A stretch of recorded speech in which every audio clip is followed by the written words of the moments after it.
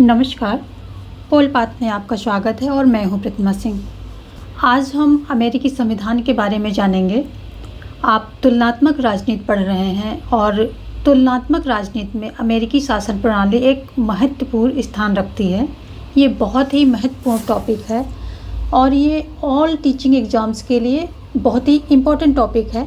इसके बिना हमारी स्टडी कंप्लीट नहीं होती है। इससे बहुत सारे क्वेश्चंस भी आते हैं। तो चलिए देखते हैं अमेरिका का संविधान। अमेरिका के संविधान ने क्या है, लिखित संविधान का कॉन्सेप्ट दिया है।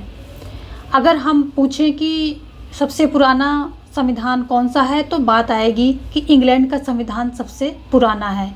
लेकिन अगर हम बात करें कि लिखित संविधान में कौन सा संविधान सबसे पुराना है तो लिखित संविधान में अमेरिका का संविधान सबसे पुराना संविधान है। यदि जो है ये अमेरिका का संविधान जो है ये लिखित संविधान में सबसे पुराना है। ये सबसे पहला प्रासंगिक लिखित संविधान है और ये इसने क्या किया कि अध्यक्षात्मक शासन व्यवस्था का ये एक आदर्श रूप है। यानी कि जो अध्यक्षात्मक शासन व्यवस्था है जिन जिन देशों में, तो उनका ये आदर्श रूप है। इसकी शुरुआत भी यहीं से होती है। ये संघात्मक शासन व्यवस्था का एक आदर्श रूप है। तो ये इसकी सारी खूबियाँ हैं।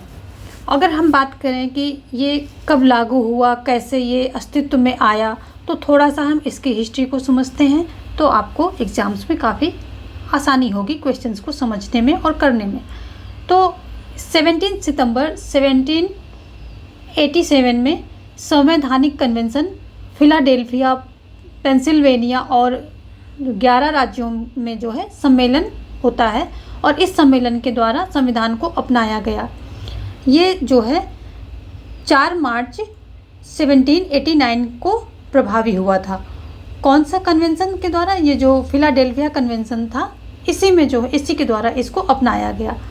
और फिलाडेल्फिया कन्वेंशन द्वारा एक जो कॉन्स्टिट्यूशन असेंबली बनाई गई, संवैधानिक सभा जो है बनाई गई, जिसने अमेरिकी संविधान को तैयार किया, अमेरिकी संविधान को एक प्रारूप देने का काम किया।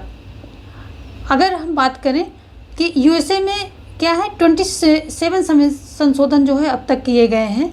जो अमेरिका, संयुक्त राज्य अमेरिका का संविधान है उसमें टोटल अभी तक कितने 27 संशोधन किए गए हैं, जिसमें कि पहले 10 क्या हैं, मूल अधिकार से संबंधित हैं। यदि पूछा जाता है क्वेश्चन पेपर में आपसे, क्वेश्चंस में, एग्जाम्स में, कि क्या जो अमेरिका का संविधान था उसके मूल संविधान में जो उसकी मूल संविधान की प्रति है तो उसमें क्या मौलिक अधिकार थे, तो आप कहेंगे नहीं थे।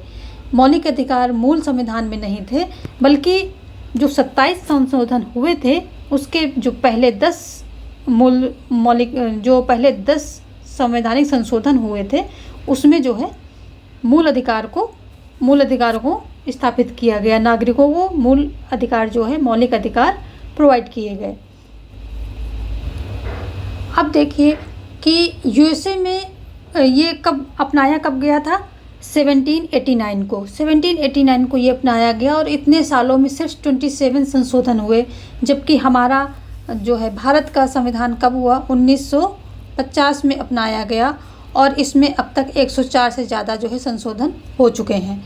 और ये देखिए अंतर यहाँ पर आप देख पा रहे हैं कि इतने सालों के संविधान में सिर्फ 27 संशोधन हो रहे हैं और इतने कम समय में भारत जैसे देश में 104 संशोधन हो गए।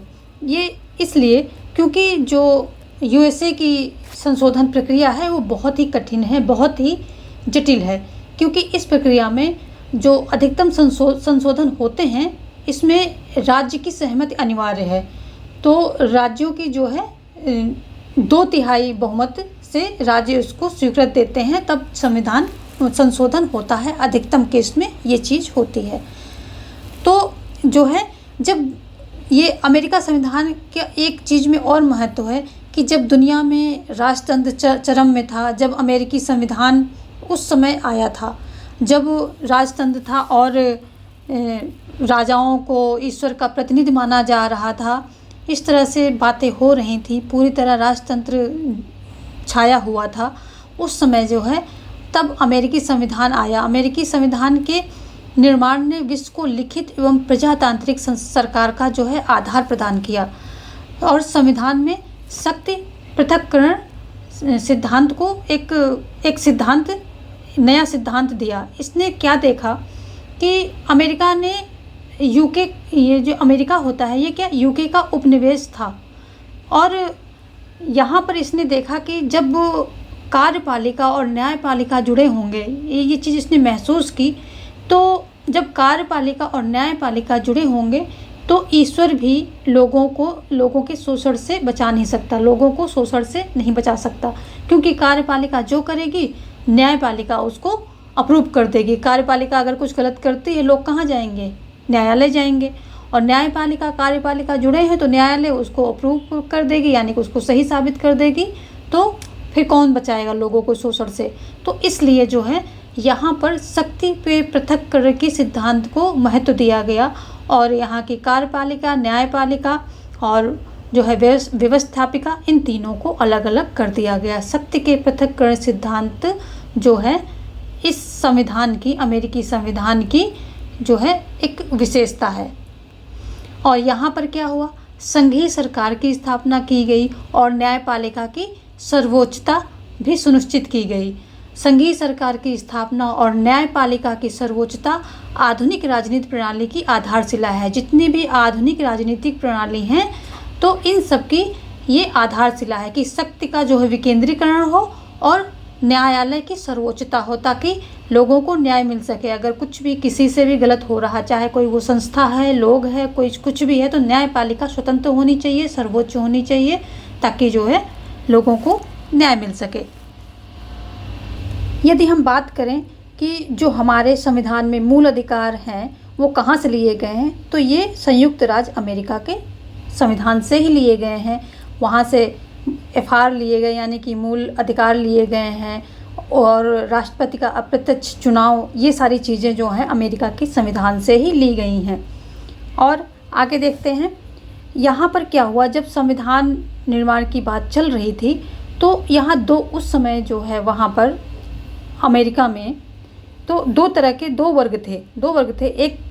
एक वर्ग जो है प्रजातंत्र का समर्थक था, एक प्रजातंत्र का समर्थक था, और दूसरा कुलीन तंत्रीय सरकार के समर्थक था, कि वो चाहता था जो कुलीन तंत्र हैं, यानी कि जो ये धनी लोग हैं, इनकी सरकार बने। दूसरा चाहता था कि नहीं, प्रजातांत्रिक सरकार होनी चाहिए। जो प्रजातांत्रिक समर्थक थे ये क्या कहते थे कि राज्यों के पास शक्तियाँ ज़्यादा होंगी और संघ की शक्तियाँ कम होंगे, यानी कि संघ जो है डोमिनेट नहीं करेगा राज्यों पर, राज्यों का अपना संविधान होगा, नागरिकता बनी रहे, और ये सारी बातें। और क्या कहते थे कि अगर आर्थिक व्यवस्था की बात करते थे तो कहते थे कि बड़े बड़े फॉर्म हैं खेती के, उनको तोड़ के छोटे छोटे फॉर्म में उनको तोड़ दो और लोगों में बांट दो, ताकि वो जो है शक्ति कहीं एक जगह केंद्रीकृत ना हो किसी भी तरह से, ना आर्थिक रूप से और ना ही राजनीतिक रूप से। और इस वर्ग का नेतृत्व कौन कर रहा था? Thomas Jefferson. इस वर्ग का जो प्रजातंत्र के समर्थक थे, उसका नेतृत्व कौन कर रहा था? ये जो थे Thomas Jefferson. Very important point, इसको आप नोट कर लेंगे, मैंने नोट नहीं किया था। जेफरसन, ये आप नोट कर लेंगे, इसका ये नेतृत्व कर रहे थे। अब हम देख लेते हैं कि कुलीन तंत्रीय सरकार के समर्थक क्या चाहते थे। ये क्या थे कि भूपतियों, व्यापारियों, ये सब जो थे इनके समर्थक थे, और कुलीन तंत्र में ये विश्वास रखते थे। ये कहते थे कि जो धनी लोग हैं, ये धनी लोग जो हैं यही सत्ता को चलाने के काबिल हैं। जो दूसरी जनता है, जो निचले वर्ग की जनता है, और जो भीड़ है, एक प्रकार से जो पूरे देश की भीड़ है, इसमें हर व्यक्ति शासन को नहीं चला सकता। जनसाधारण में शक्ति नहीं होनी चाहिए, ऐसा मानते थे कि जनसाधारण में शक्ति अगर चली जाएगी तो ये इसका यूज़ जो है ठीक से इसको चला नहीं पाएंगे और इसका मिसयूज होगा। और इस जो है वर्ग का प्रमुख प्रवक्ता कौन था? इस वर्ग का प्रमुख प्रवक्ता हैमिल्टन था। अगर प्रमुख प्रवक्ता की बात करें कि इसका नेतृत्व कौन कर रहा, तो हैमिल्टन इसका नेतृत्व कर रहे थे और वो चाहते थे कि जो धनी वर्ग हैं, जो विशिष्ट वर्ग है, वही शासन को संभाले, वही अच्छी तरह से संभाल सकते हैं, क्योंकि जनसाधारण जब आएगा तो जो सरकार की संपत्ति होती है उसको ठीक से यूज नहीं, मितव्ययी नहीं होता है, कि वो मतलब जो उस सरकार की जो पैसे होते हैं, बजट होता है, उसकी वैल्यू नहीं समझता है और उसको अनाप शनाप यूज करता है, गलत जगहों पे या गलत तरीके से यूज करता है। जबकि जो विशिष्ट वर्ग है, धनी वर्ग है, वो पैसों की वैल्यू को समझता है और वो मितव्ययी होता है, चीज़ों को, रिसोर्सेज जो होते हैं उनको अच्छे से यूज करता है। कुछ ये इसी तरह का वक्तव्य अरस्तू भी करते थे, तो ये वहीं से कुछ मिलता जुलता है। और इनका मानना था कि शक्तिशाली केंद्रीय सरकार होनी चाहिए और व्यापारियों के हित का ध्यान रखे, जो सभी राज्यों के व्यापारियों के हित का ध्यान रखे, ऐसा ये चाहते थे। तो जब अमेरिका का जो संविधान बना तो इसमें प्रजातंत्र के समर्थकों से जो है प्रजातांत्रिक विशेषताएं भी रखी गई और जो पूंजीवाद कुलीनतंत्री समर्थक थे तो उनकी भी बातों को रखा गया।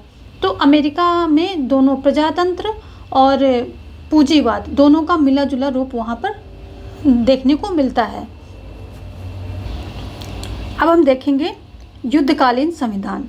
युद्धकालीन संविधान क्या है ये हम आपको समझाएंगे, आप ये हेडिंग देख के परेशान मत होइएगा। जो अमेरिका का संविधान था, एक क्या हुआ कि पहले जब बहुत सारे लोग मिलकर बनाते हैं, कोई चीज़ करते हैं, तो वो पहले ट्राई करते हैं कि हम ये कर भी पाएंगे, लेके चल भी पाएंगे कि नहीं पाएंगे। तो इसी जो है रूप में आप समझ सकते हैं कि जो है युद्धकालीन संविधान इसको कहा गया। ये क्यों कहा गया वो हम आपको बताते हैं। 1776 में जो महाद्वीपीय कांग्रेस के प्रत्येक उपनिवेश थे, जो 13 उपनिवेश थे, तो ये क्या हुआ कि एक एक सदस्य को लेकर सभी जितने उपनिवेश थे, इन सभी से एक एक सदस्य को लिया और एक समिति का गठन किया, जिसका कार्य क्या था? जिसका कार्य था कि परिसंघ के संविधान पर विचार करना। तो जो कॉन्फेडरेशन बन रही थी किसकी, ये जो संयुक्त राज्य अमेरिका, उस समय तो हमने नाम दिया नहीं था, उस समय तो सारे राज्य जो है इकट्ठा होकर के एक जो है संगठन बनाने की कोशिश कर रहे थे। तो उस परिसंघ के संविधान पर जो है विचार करना इस समिति का काम था, जो कि हर एक उपनिवेश से एक एक जो है सदस्य इस समिति में था, जिसके अंतर्गत क्या इस जब संविधान का जो है विचार करना था, इस संविधान का एक निर्माण करना था। इसका उद्देश्य क्या था? इस संविधान के निर्माण करने का उद्देश्य ये था कि राज्य अभी क्या है, सबका अपना संविधान है, सब अलग अलग हैं, तो एक संविधान बन जाएगा। उस संविधान के अंतर्गत सभी उपनिवेश एकजुट होकर स्वाधीनता संग्राम, स्वतंत्रता संग्राम जो कि अमेरिका ने छेड़ा था, तो वो जो है उसको कैरी किया जा सके, उसको जारी रख सकें। इसलिए इन्होंने ये समिति का गठन किया 1776 में और एक संविधान का प्रारूप तैयार करने की इन पे जिम्मेदारी दी। फिर क्या होता है कि 1781 में सभी उपनिवेश जितने भी उपनिवेश थे संविधान को स्वीकार कर लिया, यानी कि इस संविधान को, जो संविधान ये समिति द्वारा तैयार किया गया 1781 में, इस संविधान को स्वीकार कर लिया और इसे प्रथम संविधान या युद्धकालीन अल्पकालीन संविधान कहा गया। तो इसके और भी नाम हैं, युद्धकालीन संविधान के और भी नाम हैं, जैसे कि प्रथम संविधान कह सकते हैं, क्योंकि ये फाइनल तो था नहीं, इसके बाद अभी एक दूसरा और संविधान इनका निर्मित होगा। तो प्रथम संविधान या फिर अल्पकालीन, क्योंकि ये अल्पकालीन था, अल्प समय के लिए रहा, बाकी फिर दूसरा हुआ था संशोधन करके इसमें सुधार किए गए थे। तो इसको युद्धकालीन, क्योंकि ये युद्ध के लिए ही, युद्ध का अभियान जारी रख सके उस उद्देश्य से बनाया गया था। तो ये युद्धकालीन संविधान, प्रथम संविधान, अल्पकालीन संविधान, 3 नामों से जाना जाता है। तो आगे पहली बार जो है उपनिवेशों ने क्या किया कि संघ के लिए एक ये जो है संयुक्त राज्य अमेरिका नाम दिया गया। जो जितने भी ये उपनिवेश थे इन सभी संघों के लिए, ये सभी राज्यों के लिए एक कैसे एकत्रित एक रूप में इनको जो है क्या नाम दिया गया? संयुक्त राज्य अमेरिका नाम दिया गया। इनको संयुक्त राज्य अमेरिका नाम दिया गया, या इंग्लिश में the United state of America. तो जिसको हम यूएसए भी शॉर्ट फॉर्म में बोलते हैं। The United state of America, पहली बार इस पूरे परिसंघ को जो है ये नाम दिया गया।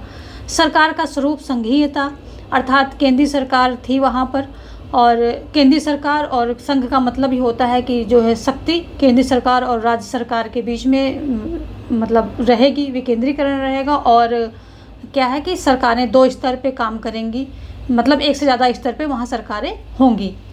तो जो है सरकार का स्वरूप संघीय था, यानी कि केंद्र में भी सरकार बनी थी और जितने भी वो संघ थे, राज्य थे, उपनिवेश थे और उसमें जितने भी राज्य थे उन सबकी अपनी अपनी सरकारें भी थीं। तो जो है सरकार का स्वरूप संघीय था और जो है एक केंद्र सरकार की स्थापना की गई, जिसमें अधिकार जो केंद्र सरकार था वो उसके अधिकार क्या थे, सीमित थे, निश्चित थे, यानी कि एक कमज़ोर केंद्र सरकार बनाई गई।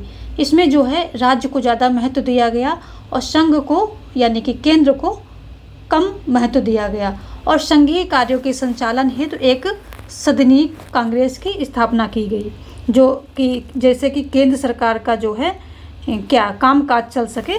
तो उस समय जब पहला संविधान बनता है या युद्धकालीन संविधान बनता है तो एक सदनीय कांग्रेस की स्थापना की गई, जबकि अभी अमेरिका में क्या है, द्विसदनीय कांग्रेस है। कांग्रेस क्या होती है, कांग्रेस जैसे अपने यहाँ संसद होती है वैसे उनके यहाँ कांग्रेस होती है। अपने यहाँ संसद में लोकसभा, राज्यसभा और राष्ट्रपति से मिलकर के संसद बनती है, तो उनके यहाँ इसी तरह जो है किससे बनती, सीनेट से बनती है, प्रतिनिधि सीनेट और प्रतिनिधि सभा और क्या बोलते हैं उसको राष्ट्रपति से मिलकर के उनके यहाँ भी जो है ये कांग्रेस बनती है। कांग्रेस का मतलब संसद जो हमारे यहाँ संसद है वही उनके यहाँ कांग्रेस है। जो हमारे यहाँ राज्यसभा है वो उनके यहाँ सीनेट है, ऐसे करके। और जो हमारे यहाँ लोकसभा है वो उनके यहाँ प्रतिनिधि सभा है। ऐसे ये सब जो है, तो कांग्रेस का मतलब यहाँ ये कांग्रेस अपने इंडिया वाली कांग्रेस मत समझ लेना, कोई दल नहीं है। कांग्रेस का मतलब संसद है अमेरिका में। तो अब इसमें होता क्या है कि जो है सभी राज्यों से क्या आएंगे, 2 से 7 प्रतिनिधि कांग्रेस में भेजेंगे, और लेकिन सबका मत मूल्य यानी कि जो मतों का मूल्य होगा वो एक ही होगा। 2 से 7 के बीच में जो सभी राज्य, जितने राज्य उसमें जुड़े हुए थे, तो ये क्या करेंगे, 2 से 7 के बीच में प्रतिनिधि अपने राज्यों से चुन करके प्रतिनिधियों को कहाँ, यहाँ पर इसमें कांग्रेस में भेज सकते थे। कांग्रेस में, क्योंकि तब एक सदनी था, तो इस कांग्रेस में, संघीय कांग्रेस में ये भेज सकते थे। और प्रस्ताव स्वीकृत के लिए 13 में से 9 राज्यों की स्वीकृति आवश्यक होगी। 13 उपनिवेश थे उस समय जब ये प्रथम जो है हमारा ये अमेरिका का जो है बनता है प्रथम संविधान, तो उस समय 13 उपनिवेश थे और किसी भी प्रकार की प्रस्ताव की स्वीकृति के लिए 13 में से 9 राज्यों की स्वीकृति आवश्यक होगी। देखिए कितना टफ है, यहाँ पर 2/3 बहुमत पूरा ले रहा कि 13 में से 9 राज्य अगर स्वीकृति देते हैं किसी प्रस्ताव के लिए, तभी वो प्रस्ताव पारित हो पाएगा। इसकी सीमाओं की बात करें अगर हम कि इसकी सीमाएं क्या थी, जो ये प्रथम संविधान बना था या युद्धकालीन संविधान जो बना था, इसकी सीमाएं क्या थी, तो इसमें एक तो ये था कि ये केंद्र की सरकार जो है कमज़ोर थी और राज्य एक क्या थे, राज्य अपने को स्वतंत्र इकाई समझने लगे थे। धीरे धीरे क्या था कि जब इतनी केंद्र की सरकार इतनी कमज़ोर थी तो राज्य अपने को स्वतंत्र इकाई समझने लगे थे और कुछ राज्य जो है अलग होने की बात भी करने लगे थे। तो ये जो है कांग्रेस के निर्णय को लागू करना ना करना राज्यों की इच्छा पर निर्भर था। दूसरा क्या था कि जो संघ की कांग्रेस थी, कांग्रेस के जो निर्णय होते थे, जो नियम बनाए जाते थे, तो वो क्या था कि उसको राज्य लागू करना ना लागू करना, राज्य अपने राज्यों में, जो राज्य थे अपने राज्यों में लागू कर रहे हैं या नहीं कर रहे हैं, ये उनकी इच्छा पर पूरी तरह से निर्भर था। इसमें जो है कांग्रेस का कोई अधिकार नहीं था कि वो चीज़ें, वो नियम वहाँ पर लागू ही करवा सके। और साथ में क्या था कि जो व्यापार था, वाणिज्य था, इनको रेगुलेट करने के लिए, इनको नियमित करने के लिए इनके पास कोई अधिकार नहीं था। जो कांग्रेस थी, संघीय सरकार थी, ये जो संघ की सरकार थी, केंद्र की सरकार थी, ये इनको नियमित नहीं कर सकती थी, इनके पास कोई ऐसा अधिकार नहीं था। तो ये सारी जो है इसमें कमियां थी, जो कि अच्छा नहीं था, जो अमेरिका के लिए अच्छा नहीं था। ये उसको तोड़ सकती थी, उनको बांट सकती थी, ये सारी इसमें कमियां थी। और फिर जो है इसे क्या बोला क्या जाता था, क्योंकि इतना कमज़ोर था तो इसे बोला जाता था क्या, अविनाशी राज्यों का विनाशी संघ बोला जाता था। देखिए इसका मतलब समझिए कि राज्य जो है, राज्य अविनाशी हैं, राज्य अविनाशी हैं, राज्य जो है नहीं मिट सकते हैं। विनाशी संघ यानी कि संघ जो है टूट सकता है, संघ टूट सकता है, लेकिन राज्य जो है नहीं टूटेंगे। यानी कि राज्यों की स्थिति मजबूत थी और संघ की स्थिति कमज़ोर थी। यानी कि संघ भले टूट जाए लेकिन राज्यों को पूर्ण स्वायत्ता थी, पूर्ण अपनी उनकी इच्छा थी, उनका जो है क्या था, संविधान था अपना, राज्यों की नागरिकों की अपनी नागरिकता थी, ये सारी बातें थी। तो अभी जो है जब युद्ध खत्म हो जाता है तो युद्ध के पश्चात क्या होता है कि संविधान इतना कमज़ोर, जब संविधान बना, अमेरिका का संविधान था कि उसमें राज्य जो है अलग होने की बात उठ रही थी और कोई किसी पर जो है केंद्र का बिल्कुल भी किसी राज्य पर अधिकार नहीं था, कोई रेगुलेशन जो नियम थे वो वहाँ पर लागू नहीं करवा पा रही थी। तो इसकी क्या हो, इस संविधान की आलोचना होने लगी, ये आलोचना होने लगी और इससे कहा जाने लगा कि इतना कमज़ोर संविधान तो जो है आगे लंबे समय तक चलेगा ही नहीं।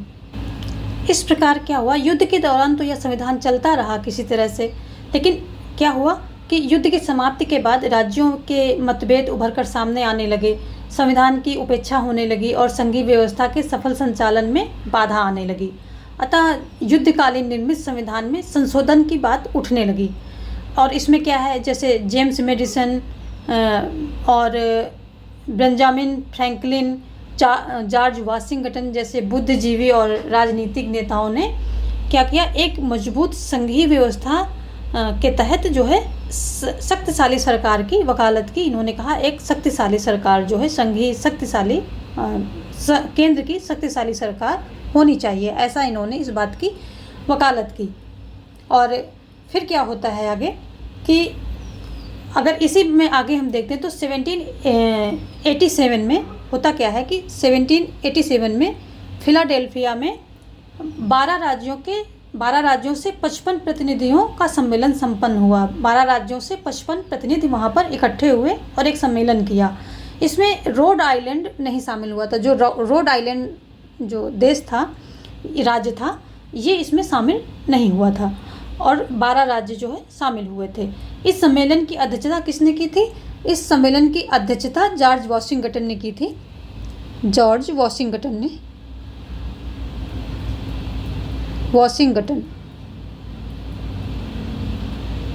इसकी अध्यक्षता इन्होंने की थी, जॉर्ज वाशिंगटन ने की थी। और इस सम्मेलन में क्या, वर्जीनिया योजना के माध्यम से संविधान की धाराओं में संशोधन करके और नया संविधान जो है, नई संविधान की धाराओं में संविधान को जो है नए संविधान का निर्माण किया जाता है, जो आज तक लागू है। इसमें कुछ चेंजेस होते रहते हैं, वो तो सभी संविधान में होते हैं ज़रूरत के अकॉर्डिंग, बट वही संविधान जो है अभी तक लागू है। तो ये जो 87 में जो है ये सम्मेलन होता है और फिर क्या होता है, 89 में इसको 1789 में अपना लिया जाता है। जो 1789 में संविधान, जो फाइनल संविधान अपनाया जाता है, इसको आपको याद करने की ज़रूरत नहीं है। फ्रांसीसी क्रांति भी तो 1789 में ही हुई थी, तो बस वहीं से याद कर लो कि वो दोनों एक साथ ही हुए थे। वो तो फेमस है, वो याद है, बस वहीं से ये भी याद कर लो कि जो अमेरिका का फाइनल संविधान था तो वो 1789 में हुआ था और उसके 2 वर्ष पहले जो है फिलाडेल्फिया में जो है सम्मेलन होता है, क्योंकि एक नया संविधान के प्रारूप को तैयार करने के लिए या पुराने संविधान में जो कमियां थी उनको दूर करने के लिए संशोधन किया गया था। आगे देखते हैं, मजबूत केंद्रीय सरकार तथा द्विसदनात्मक व्यवस्था की बात की गई। जब इसमें जो है 2 चीज़ें मेन बात की गई, जो ये सम्मेलन हुआ था, तो इसमें एक तो कहा गया कि मजबूत केंद्रीय सरकार होनी चाहिए और दूसरा क्या कहा गया कि द्विसदनात्मक व्यवस्था की बात हुई थी कि 2 सदन होने चाहिए संसद में। तो इसमें क्या, निचला सदन हाउस ऑफ रिप्रेजेंटेटिव है निचला सदन है, हाउस ऑफ रिप्रेजेंटेटिव, जिसे हम प्रतिनिधि सभा भी कहते हैं हिंदी में, है ना। तो ये होता है, इसमें क्या होता है कि राज्यों का प्रतिनिधित्व उसकी जनसंख्या के आधार पर तय हुआ। जैसे कि अपने भारत में जनसंख्या के आधार पर जो है राज्यसभा में लोग पहुंचते हैं। तो इसमें क्या है, जनसंख्या के आधार पर जो है इसमें क्या हुआ, प्रतिनिधित्व, लोगों का प्रतिनिधित्व, जो प्रतिनिधि वहाँ चुन के पहुँचे, तो जिस राज्य की जितनी जनसंख्या थी उस जनसंख्या के आधार पर उसी रेशियो में जाकर के हाउस ऑफ रिप्रेजेंटेटिव में वो अपना पहुँचते हैं।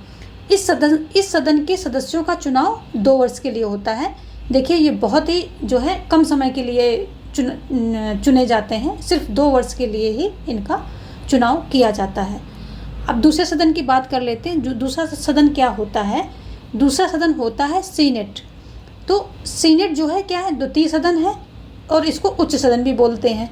ये उच्च सदन है, तो जैसे अपने यहाँ राज्यसभा, ऐसे ये भी उच्च सदन है सीनेट। तो ये समानता के अधिकार का पक्षधर है, यानी कि समानता के अधिकार पर ये आधारित है। इसमें क्या होता है कि प्रत्येक राज्य से 2 सदस्य सीनेट में आते हैं।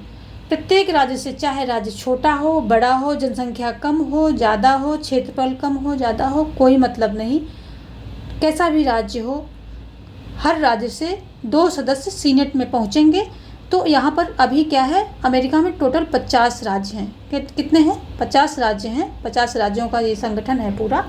तो 50 और 2 राज्य, तो 50 मल्टीप्लाई बाय 2 100, तो 100 सदस्य जो है सीनेट में होते हैं। इनका कार्यकाल क्या होता है, जो सीनेट के सदस्य होते हैं इनका कार्यकाल क्या होता है? इनका कार्यकाल होता है 6 वर्ष होता है, और प्रत्येक 2 वर्ष में 1/3 सदस्य पदमुक्त हो जाते हैं। जैसे कि हमारे यहाँ राज्यसभा में होता है कि 6 वर्ष का कार्यकाल होता है और प्रत्येक 2 वर्ष में एक जो है 1/3 सदस्य पदमुक्त होते रहते हैं, यानी कि रिटायर होते रहते हैं, और राज्यसभा कभी भंग नहीं होती है। इस तरह इनकी सीनेट जो है, सीनेट ये द्वितीय सदन है या ये जो उच्च सदन है, ये भी कभी भंग नहीं होता है। अगर हम शक्तियों के विभाजन की बात करें तो यहाँ पर क्या होता है कि शक्तियों का विभाजन भी किया गया है, जैसे कि राज्य सूची, संघ सूची, समवर्ती सूची और शिष्य सूची। जैसे कि हमारे इसमें इंडिया में शक्तियों का विभाजन किया गया है, और सूचियों में राज्य संघ के सबके जो है कार्य क्षेत्र जो है अलग अलग बांट दिए गए हैं, ऐसे वहाँ पर भी है। तो राज्य सूची पर राज्य जो है सब्जेक्ट, राज्य सूची के जो विषय होंगे उस पर राज्य कानून बनाएगी। संघ सूची के जो विषय होंगे उस पर केंद्र की सरकार कानून बनाएगी। जो समवर्ती सूची होगी उसमें दोनों बनाएंगे, यानी कि केंद्र भी बनाएगी और राज्य भी बनाएगा। लेकिन जब दोनों बना देंगे तो वहाँ राज्य को महत्व, अगर दोनों बना देते हैं, एक ही विषय पर कानून बना देते हैं, तो कॉन्फ्लिक्ट होने पर राज्य को महत्व दिया जाएगा। किसको महत्व दिया जाएगा? राज्य को महत्व दिया जाएगा। जो राज्य के द्वारा कानून निर्मित होंगे उसे महत्व दिया जाएगा। जबकि इंडिया में क्या है, भारत में क्या है, भारत में क्या है कि संघ को, यानी कि केंद्र को, अगर किसी विषय पर, समवर्ती सूची के किसी विषय पर केंद्र और राज्य दोनों ने कानून बना दिए, तो कॉन्फ्लिक्ट होने पर, संघर्ष होने पर, अपवाद होने पर केंद्र की कानून को मान्यता दी जाती है। अब जो अवशिष्ट विषय है, सूची का विषय जो आते हैं, तो इसमें भी ये केंद्र, अपने यहाँ क्या है, केंद्र को दिया गया है, लेकिन यहाँ पर राज्यों को दिया गया है। जो अवशिष्ट विषय हैं ये राज्यों के अधिकार क्षेत्र में दे दिए गए हैं। तो इस तरह से वहाँ का विभाजन में, क्योंकि वहाँ पर ठीक है थोड़ा सा कुछ संशोधन करके वो केंद्र सरकार को मजबूत किया गया है, लेकिन उसमें क्या हुआ कि सिर्फ उसको मजबूत किया गया है। युद्ध के पश्चात जो है अब्राहम लिंकन ने ये घोषणा कर दी थी कि कोई व्यक्ति जो है, अब कोई राज्य केंद्र से अलग नहीं हो सकता है। ये इन्होंने स्पष्ट कर दिया था कि संघ से अलग नहीं हो सकते। अब कोई भी राज्य जो है संघ से अलग नहीं हो सकते हैं, और वहीं से ये क्या बन गया था, अविनाशी राज्यों का अविनाशी संघ। ये एक इम्पोर्टेंट है, शायद मैं डालना भूल गई हूँ, अभी देख लें आप यहाँ पर। जब युद्ध के पश्चात संशोधन होता है इसमें, तो इसको क्या बोलते हैं, इसका स्टेटस जो है चेंज हो जाता है। अविनाशी राज्यों का अविनाशी राज्यों का अविनाशी संघ, ये स्टेटस चेंज हुआ, यानी कि राज्यों को भी महत्व दिया गया। अब अब्राहम लिंकन ने घोषणा कर दी, स्पष्ट कर दिया था कि अब जो है संघ से कोई राज्य अलग नहीं हो सकता, अलग होने की बात नहीं करेगा। वैसे राज्यों को महत्व दिया गया, अधिकार दिए गए और मतलब उनको ज़्यादा शक्तियाँ भी दी गई, लेकिन एक चीज़ यहाँ पर जो पूरी तरह से चेंज किया गया वो ये कि राज्य जो है अलग नहीं हो सकते हैं। ये बात इन्होंने स्पष्ट कर दी थी, क्योंकि युद्ध के दौरान जो है राज्य अलग होने की सोचने लगे थे। इस बात ये है जो, तो अब्राहम लिंकन ने इनको इस बात को साफ कर दिया था।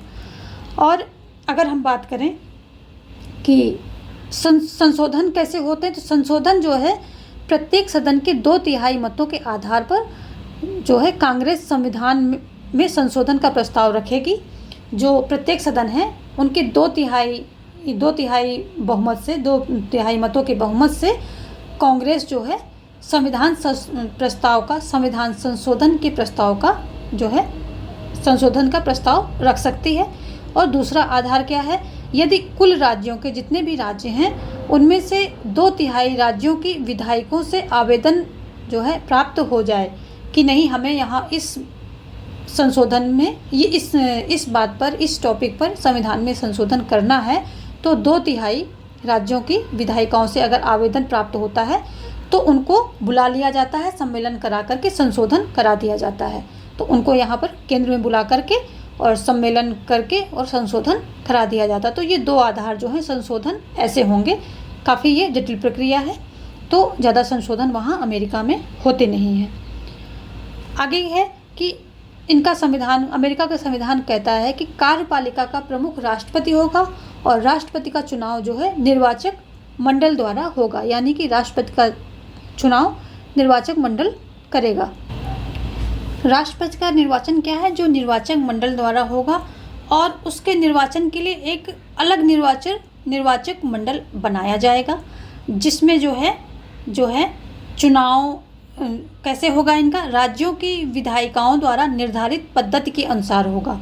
जो राज्यों की विधायिका हैं इनके द्वारा निर्धारित पद्धति के अनुसार होगा। तो ये पद्धति क्या है, जिस पद्धति से इनका जो है निर्वाचक मंडल को निर्वाचित किया जाता है, तो अनुपातिक प्रतिनिधित्व प्रणाली के सूचीमत पद्धति का उपयोग किया जाता है निर्वाचक मंडल के चुनाव का।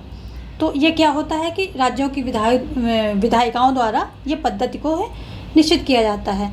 अच्छा, एक बात यहाँ देखते हैं कि जो हमारे यहाँ राष्ट्रपति का चुनाव होता है, तो इसमें क्या होता है कि सदन जो है सभी सदनों के सदस्य क्या होते हैं, निर्वाचक मंडल होते हैं। सदस्य निर्वाचक मंडल होते हैं, इलेक्टोरल कॉलेज जिसको बोलते हैं, निर्वाचक मंडल होता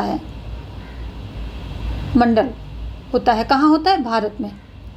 लेकिन इनके यहाँ क्या है, निर्वाचक मंडल जो है लोगों द्वारा निर्वाचित किया जाएगा और फिर वो निर्वाचक मंडल जो है आकर के राष्ट्रपति का निर्वाचन किया जाएगा। बहुत ही जटिल प्रक्रिया है ये। और प्लस यहाँ पर एक बात और समझने की है कि राष्ट्रपति का कार्यकाल 4 वर्ष का होता है। जो है राष्ट्रपति का कार्यकाल कितना होता है,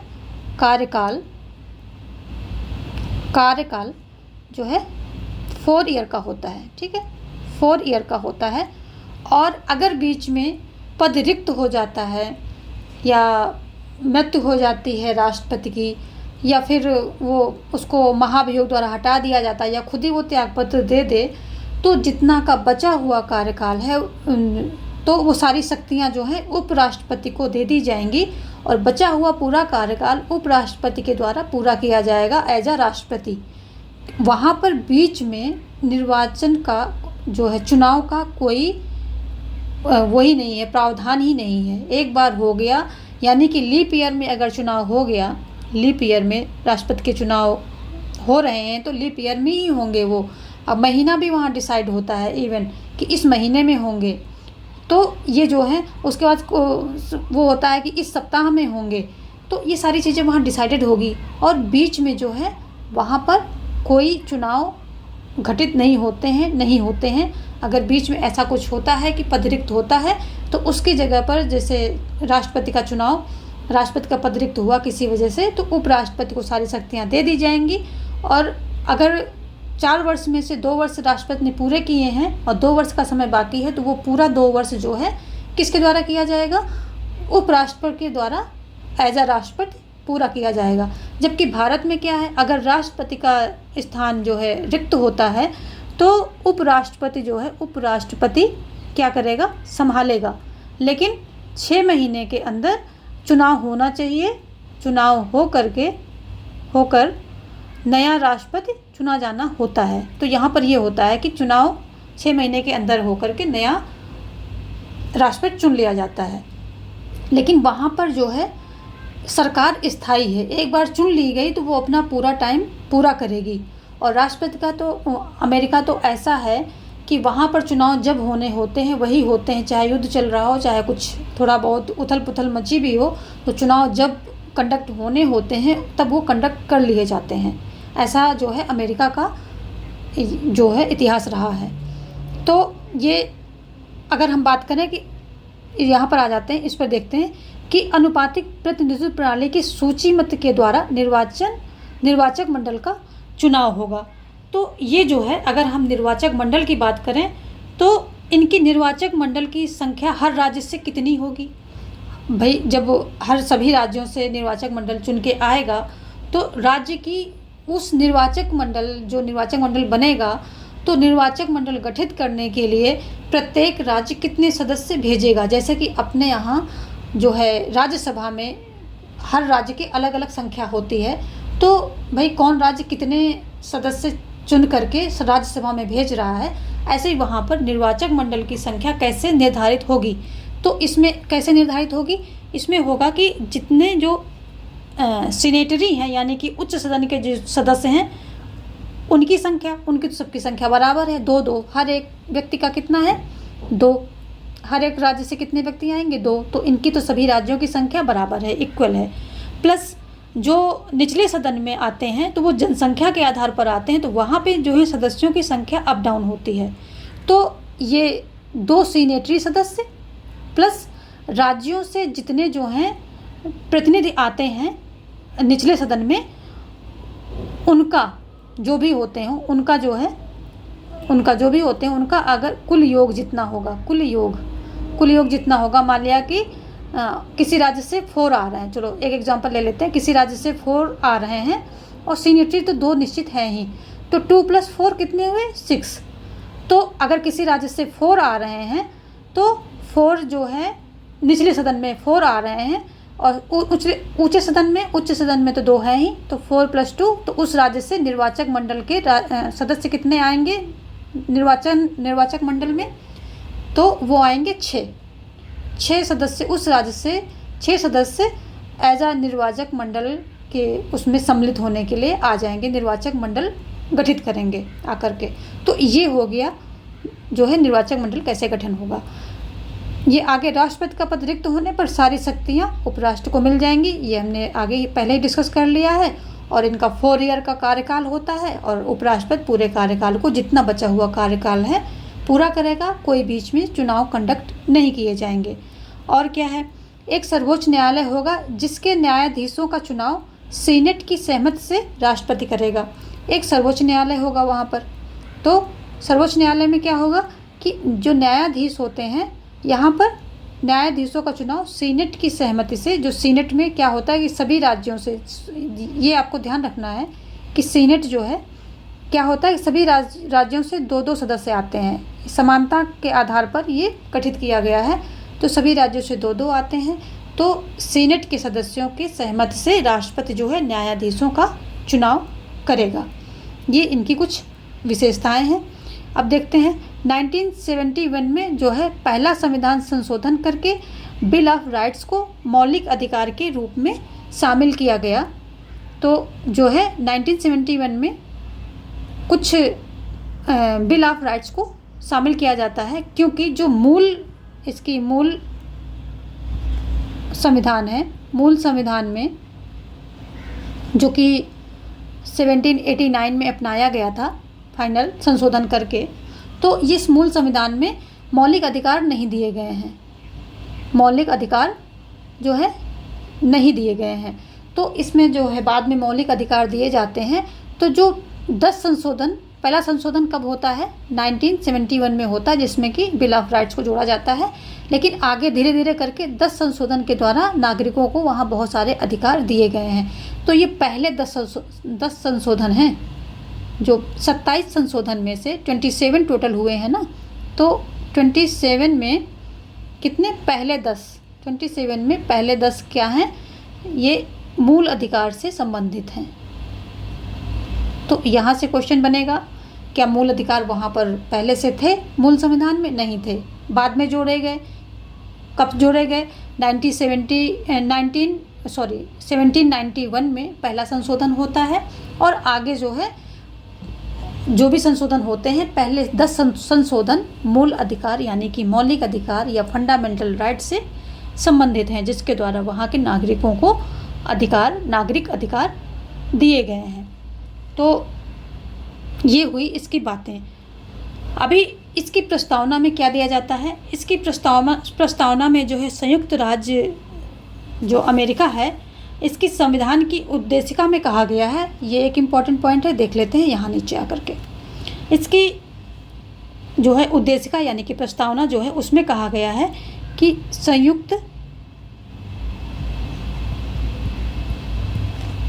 इसको आप नोट डाउन कर लेंगे। संयुक्त राज्य की जनता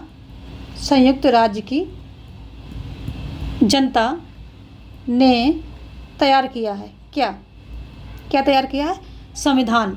संयुक्त राज्य अमेरिका के संविधान को संयुक्त राज्य की जनता ने तैयार किया है। ये जो है लिखा गया है वहाँ पर, संयुक्त राज्य की जनता ने तैयार किया है। तो जैसे कि हमारे यहाँ संविधान में, भारत के संविधान में क्या लिखा गया प्रस्तावना में? हम भारत के लोग। भारत की प्रस्तावना में क्या लिखा? हम क्या पढ़ते हैं? हम यही पढ़ते हैं ना कि हम भारत के लोग, we are the people, we are the people, हम यही पढ़ते हैं ना। तो हम भारत के लोग। तो ऐसे ये चीज़ कहाँ से ली गई है? हमने संयुक्त राज्य अमेरिका से ही ये लिया है। जैसे वहाँ पर लिखा है कि संयुक्त राज्य की जनता ने तैयार किया है, तो वैसे ही हम लेते हैं कि हम भारत के लोग ने इसको अंगीकार किया है, अंगीकृत किया है। ऐसे करके जो है हमारी प्रस्तावना है, तो हमने ये संयुक्त राज्य अमेरिका से ही ये उठाया है। और अगर हम बात करें कि प्रस्तावना कहाँ से ली गई है, भारत की प्रस्तावना देख लेते हैं, क्योंकि हम क्या पढ़ रहे हैं? तुलनात्मक राजनीति पढ़ रहे हैं। तो हमें जो है बाकी के देशों से अपने देश की जो है हमारी व्यवस्था है, शासन प्रणाली है, उसकी तुलना करते हुए पढ़ना है, ताकि अंडरस्टैंडिंग हमारी डीप होती चले। तो अगर हम प्रस्तावना की बात करें, प्रस्तावना कहाँ से ली गई है? तो ये ली गई है USA से। और प्रस्तावना की भाषा कहाँ से है? अगर हम भाषा की बात करें तो भाषा कहाँ से है? भाषा ली गई है ऑस्ट्रेलिया से, ठीक है। अगर हम विषय वस्तु की बात करें कि प्रस्तावना की विषय वस्तु कहाँ से ली गई है, प्रस्तावना की विषय वस्तु कहाँ से ली गई है, तो जो नेहरू जी ने उद्देशिका अपनी प्रस्तुत की थी, तो वहीं से जो नेहरू का प्रस्ताव था, नेहरू उद्देशिका से जो है उद्देशिका से ये लिया गया है। तो ये सारी बातें हो गई हैं। और कांग्रेस क्या है? अगर हम बात करें कि कांग्रेस क्या है, वहाँ की कांग्रेस है, हमारे यहाँ संसद है। तो इसको बोलते हैं कि कांग्रेस नामक राष्ट्रीय विधायिका का गठन किया गया, जिसमें 2 सदन होंगे। कौन कौन से होंगे? एक सीनेट होगा जो कि अपर सदन होगा, अपर हाउस होगा, दूसरा और निचला सदन क्या होगा? प्रतिनिधि सभा होगी, निचला सदन होगा। तो ये सारी बातें यहाँ पर बताई गई हैं। अभी हम देख लेते हैं सीमाएं, कि जो ये संविधान था जो कि 1789 में जो है अपनाया गया था, ये फाइनल संविधान था इनका, तो ये 1789 में, जो कि टेम्परेरी कब अपनाया गया था, वो 1781 में अपनाया गया था, और ये 1789 में अपनाया गया इसको फाइनली। तो इसमें इसकी सीमाएं क्या थी? स्त्रियों को मताधिकार नहीं दिया गया था, ये एक बड़ी बात है कि स्त्रियों को मताधिकार दिया ही नहीं गया था। और स्वतंत्रता की घोषणा दासों पर लागू नहीं होती थी, यानी कि जो स्वतंत्रता की घोषणा हुई थी कि मतलब सभी स्वतंत्र हो गए हैं, वो दासों पर लागू नहीं होती थी, यानी कि दास प्रथा प्रचलित थी। दास प्रथा को उन्होंने विधिक मतलब वैधानिक माना था, सही माना था, और वो इनका ये था कि दास प्रथा प्रचलन में चलती रहेगी, ऐसा था। और इसी दास प्रथा ने जो है संयुक्त राज्य अमेरिका को आगे जा कर के जो है गृह युद्ध में ढकेल दिया था। फिर वहाँ से ये निकले और फिर दास प्रथा जो है ख़त्म होती है। तो इसी दास प्रथा ने अमेरिका को आगे गृह युद्ध में ढकेला था। संविधान निर्माण में धनी वर्गों का प्रभाव, तो वहाँ पर देखते हैं, क्योंकि अमेरिका में क्या है, पूंजीपतियों का काफ़ी प्रभाव है और पूंजीवाद व्यवस्था वहाँ पर काफ़ी प्रभावी है। तो संविधान निर्माण में धनी वर्गों का प्रभाव भी देखने को मिलता है। राष्ट्रपति के निर्वाचन की जटिल प्रक्रिया, ये इसकी सीमा है कि जो राष्ट्रपति का निर्वाचन है वो बहुत ही जटिल प्रक्रिया के द्वारा होता है। तो ये सारी संविधान की सीमाएं हैं। तो आई थिंक आपको कॉन्सेप्ट समझ में आ गया होगा। यदि आपको कहीं कोई कन्फ्यूजन है, कोई टॉपिक हमने एक्सप्लेन नहीं किया है या आपको समझ में नहीं आया है, तो वीडियो को अगर 1-2 बार देखेंगे समझ में आ जाएगा। नहीं आता है तो कमेंट बॉक्स में आप कमेंट कर सकते हैं, उसको मैं आपके डाउट को रिजॉल्व कर दूंगी। तो अभी इतना ही लेते हैं। इसके बाद जो है संसद की यानी कि कांग्रेस की कार्य और शक्तियाँ हम नेक्स्ट वीडियो में लेंगे, क्योंकि नहीं तो वीडियो काफ़ी लंबा हो जाएगा। तो आज के लिए बस इतना ही, मिलते हैं अगले वीडियो में। धन्यवाद।